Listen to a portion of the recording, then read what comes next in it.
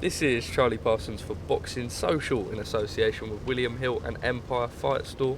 I'm somehow holding the camera up here. We're in the back of a taxi on the way back from a community gym visit here in Orlando, Florida. I suppose just firstly into that, you were telling the stories of how you sparred back in that gym in the day. Nice to go back and keep in touch with the community, the grassroots. We know that you preach your story back in Brooklyn, going to the gym. Nice to keep in touch with everything.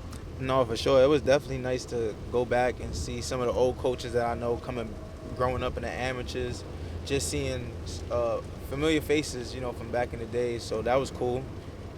Is that important for you on a fight week to sort of, it's nice to be able to keep in touch with reality? Now you're on the verge of turning into this big star, but being able to go and give back to the community, the queues of people lining up for photos with you, quite a special feeling. No, yeah, it's definitely a special feeling. It's a feeling that I, always anticipated for myself. I always felt like I could be a role model for some of the kids, like coming up and wanting to be in my shoes, because I was always a guy that was accomplishing a lot of things in the sport, even from like a young age. So I just feel like the youth should just look up to some of the things I'm doing and just, try to learn from the good and learn from the bad, and hopefully they can become a better version of themselves one day.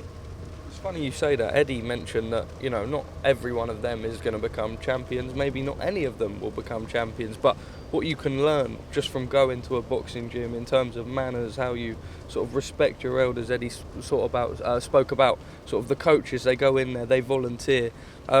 It's a real special environment, boxing, and something that if you're not a part of the sport, you wouldn't really understand. Yeah, a lot of people don't understand what comes with the sport, like the simple fundamental life rules like discipline and, taking care of responsibilities. When you a kid in a boxing gym and your coach tell you, hey, you fighting Saturday, you got 3 pounds to lose, and you a kid and you don't know no better, you go to the store and get chips and candy.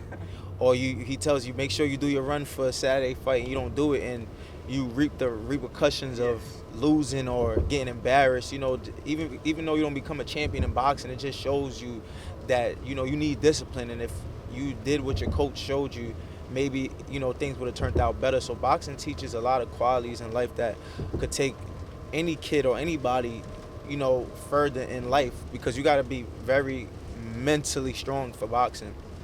Let's talk about yourself. Saturday night, your first headline here in Orlando at the Caribe Royale Resort. You fight Zepeda. Your thoughts on the fight? It's a final eliminator. Certainly your toughest test on paper so far. Excited? I was speaking to you off camera. You seem comfortable at the weight. You're in good spirits. You've got your team around you. Looking forward to it? No, for sure. I'm looking forward to it because, Zepeda is a guy that he has experience, and he's been in the ring with a lot of good fighters that, at 140 division. I just feel like this is something that I gotta prove to myself in this fight, because I feel like the fighters that he's been in the ring with, they're not as great of a craftsman as me in the ring, and I feel like I'm on a whole different level. So I feel like Saturday, if I am who I say I am, I should handle Zepeda with ease, and we'll see. Maybe Zepeda can be a guy that shows me something different in the ring that can make me, up my level. But I know after Saturday night, I'll definitely be more of a complete boxer, either from a mental aspect or even just knowing certain things to do in the ring physically. But Saturday night should definitely grow my game in the sport of boxing. Believe that Saturday night is your coming out party. It's time to put Richardson Hitchins on the worldwide scale, saying, look, I'm here to take over, and that's sort of your first real headline opportunity to prove that? Yeah, for sure. This is definitely my first headline opportunity to prove that I'm here and I'm definitely a threat. I think the boxing world definitely woke up, with the last 2 fights I've had on with Matchroom and DAZN. As soon as the people got to see me on mainstream TV, I seen a lot of recognition, a lot of people open their eyes, and I don't know if that's a good thing or bad thing, because I felt like kind of better when people didn't know how good I was. So now it's like a guy like Zepeda, even though he says that, oh, he didn't watch too much of me, but I can't believe that, because he's already given me so much praises and said I'm a great fighter and I have all the talent and everything you need in boxing. So, I felt like maybe a part of me would have wished that he didn't know what I was bringing to the table, just so I could surprise him. But it is what it is. Like I said, everything that's meant to be will come to light, and I just felt like I'm meant to be a great fighter, so the world would know, and it starts with Saturday.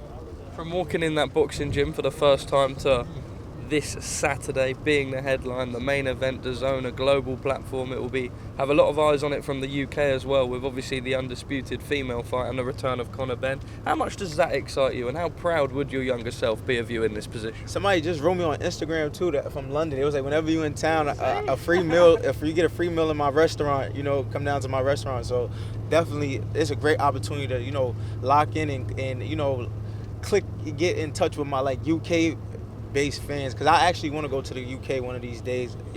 Hopefully I come out there and watch a fight and just see how you guys are in the UK, because I feel like the UK people are so cool. So definitely I'm happy that some of the fans in the UK, in the boxing world in the UK, is getting familiar with me. So, and I hope they just appreciate my talent and they want to see more of me.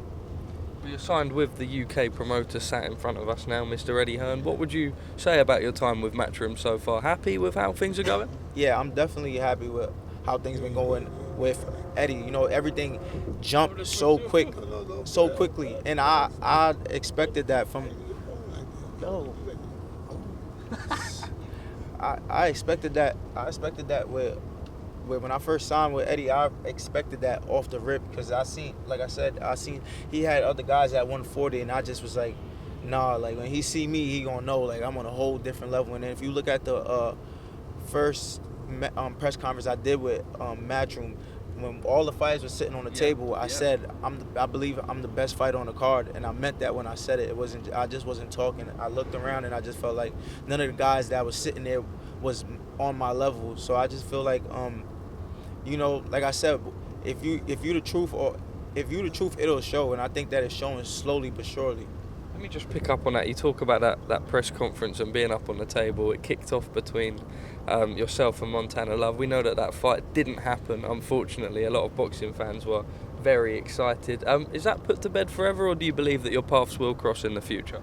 I mean, we don't know. I don't know what Montana want to do. I see he go from he have his sights to turn on Ryan Garcia. He's posting, trying to get a big fight with Ryan Garcia, or whatever he's trying to do. But if like I said, if he's the truth, we'll meet path again. If even if we don't fight next, if he go out there and perform and shows that what happened with him was just a fluke, the boxing world is gonna want to see me and him. I'm pretty sure that our promoter is gonna want to make that fight happen. It wouldn't be no reason. But if he ends up finding another fight to stay busy or something, and he doesn't look that good, or he shows that he's really not that guy, then it will be a fight that really wouldn't interest me, because I want big fights at 140 eventually, and by that time time is clicking, you know what I'm saying? So in the next year I'll be a guy hopefully with a championship belt and looking to unify and do things like that. I've got to ask you talk about unifying down the line. We're expecting a magnificent fight at 140 between Regis Prograis and Devin Haney. We were discussing it earlier. I won't reveal what was said by everyone in the car. All right, I'm going to get everyone's predictions for the fight. Firstly, yourself. It's a great fight. We're expecting San Francisco to be the person. Thank God we got Eddie in here dictating the way the interviews go, eh? Your thoughts? I think it's a great fight for 140, just because Regis' attitude as a fighter, and he does have talent and punching power, but it's like most boxing fans know how the story should end. That's with Devin Haney winning, because Devin Haney is I believe the more polished boxer, the better craftsman in the sport. But Regis is one of them guys that he don't give a fuck about none of that. He just feel like he want to seek and destroy, and we never seen a young Devin Haney in a ring with somebody like that yet. So it's definitely a great fight for both. You know what I'm saying? Regis is, I think, 33, 34, so he's on his way out. He want to leave with a big bang, and Devin feel like he has a lot more to do in the sport. So I think that is a great fight for boxing, and that's what the sport is about, pushing yourself. How do you, just quickly before I throw it to the guys in the back, how do you see yourself doing in a year or so's time with either guy? I feel like any of them guys, I'll beat. Any of them guys, anybody at 140, I keep telling everybody in boxing, my style is difficult for anybody to deal with. I don't know what. Well, I do know what it is, but when you get in there, it looks one way. It looks like, okay, I'm a pressure this guy. I'm gonna do this, or we're gonna catch him eventually. I'm gonna knock him out. But when you get in there, it turns into science. I tell people in a boxing gym, from a kid that's maybe an amateur that's sparring me, and I tell them I make guys that's professional look the same way, because it's a sweet science, and I just feel like I'm one of them people that's mastering the science of boxing. Guys, can I throw it to you in the back? Devin Haney versus Regis Prograis. You want to be first? No, get him first. Get Timmy first. Yeah, I want to pick up with where we left it earlier. Right, so, all right, I'll give you my breakdown, right? See how I gave you a smart breakdown, right? So basically, he's saying that he feels Devin is the more polished boxer. I don't take away from Devin's ability as a boxer, right? But his eyes are not that great for me personally. Devin gets hit a lot, and he cannot afford to get hit by Regis. Why I'm gonna pick Regis, because my eye test tells me Regis is gonna catch Devin. He slows down around the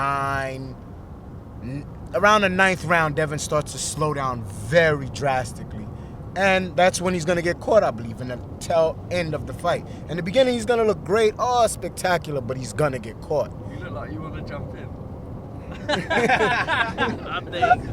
I'm not giving Regis Prograis no chance in this fight. I got Devin Haney 10-2, 11-1, 12-0, wide unanimous decision. I don't think Regis ever gonna hurt him in that fight. I think Regis' arms too short. Devin Haney got too much talent. He's not gonna sit there in front of Regis like them other guys. Coach? Yes. He said coach. I gotta agree with the cameraman over here. I think that Regis, I think the last fight he realized he needed to learn how to cut the ring off. He recognized he had a bad performance being in front of a guy that could move. How well he learned that remains to be seen. But if I had to pick anyone in the fight, I would pick Devin Haney as well, because he's longer. He has good. He has a good jab. He's kind of fast. He got good footwork. You don't like that. He does. He's got good footwork, and he can throw combinations. And Can he take him, coach? he can take him. No, he can take him. He took Lenard's punch. He took the Lord's punch, but What punches does he fought? That's compared to Regis. it doesn't make a difference what punches he fought. He's going to beat Regis Prograis. He's going to that's going to be like a Muhammad Ali and Joe Frazier type fight. What Floyd said when That's what it's going to be. Lost a fight to a fighter with 7 fights, because they was, he gonna beat him, but he lost a fighter with 7 fights because everybody had Muhammad Ali like, he's so good, but then he lost. What happened? I don't know what happened. I wasn't there at that time. I wasn't. I don't know what happened, and I wasn't there at that time. But I do know what's going to happen this time. And if I had to bet my money, I'm gonna bet on Devin Haney. Alright, I like this. Just remember, I said Devin was gonna get caught. He might get caught, but don't mean. You know what, guys? I appreciate you. This is definitely one of the most fun I've had doing an interview. Richardson, just a final message from you. Saturday night, real coming out party. I've seen you all week so far. Smile on your face. Good team around you. Excited? Yeah, I'm excited. It's definitely like you said, a coming out party for me. Is a great opportunity for more fans to see my skill set and see my talent. And like I said, I feel like it's not too many people on my level. So I've been boxing for a long time. I've competed on a high level in the amateurs. I've competed in a high level in the boxing gym, and I've got a lot of professional experience. And it shows from even when you try to put young guys in front of me that's on the come up, and they try to get in the ring with me, and I annihilate them. Or you put guys that's even were contenders, or I just show that like when I get in the ring with guys that ain't supposed to be in it with me, I make it look like how I say I'm gonna make it look, and I feel like Saturday it shouldn't look no different. Well, we look forward to seeing that Saturday night. Eddie, I'm going to throw it to you for the final one. I'm going to pass you the mic because it's a bit long holding it over there, but really excited for Saturday night. This man's coming out party. Yeah, you know, in boxing for a long time, people know how good Richardson Hitchins is, but unless the world can't see it, you can't preach it. So for us, it's there for him. It's over to him now. We've given him the fights he wants. We've given him the platform. This is the last fight for him before he fights for the world title or fights a massive name. So we've done our job. Over to him to do his job. We know he'll do it. And tune into DAZN on Saturday night. You're going to see a special fighter from a special era.